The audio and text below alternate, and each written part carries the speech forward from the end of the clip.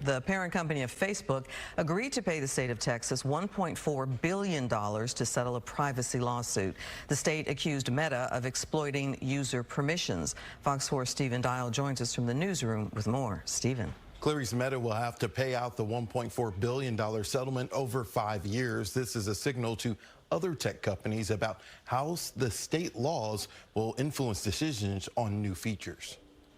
Texas Attorney General Ken Paxton is calling it the largest settlement from legal action brought by a single state. Janet Johnson, associate professor at UT Dallas, calls it a good reminder for all of us. These cases make us more aware of maybe we should be looking at privacy issues and maybe we should be more skeptical of what we're opting in and out of.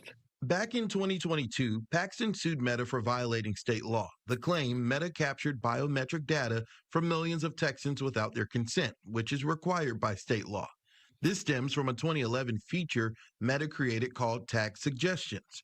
The goal was to make it easier for users to tag pictures with names of people. The feature was automatically turned on without explaining how it worked. In turn, Meta used facial recognition software, capturing facial geometry of people for a decade before the feature was discontinued.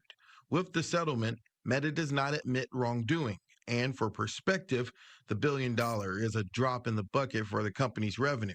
And it's a pattern with Mark Zuckerberg. But it protects us in the long run and makes us more aware. In a statement, Paxton said, "This historic settlement demonstrates our commitment to standing up to the world's biggest technology companies and holding them accountable. Any abuse of Texans' sensitive data will be met with the full force of the law." Johnson says it's about education and enforcement. She said, "We as users need to be more knowledgeable, but there's also things lawmakers need to do." It's still going to be the Wild West, and people are going to, it's kind of like a child. They're going to test your boundaries until you go no.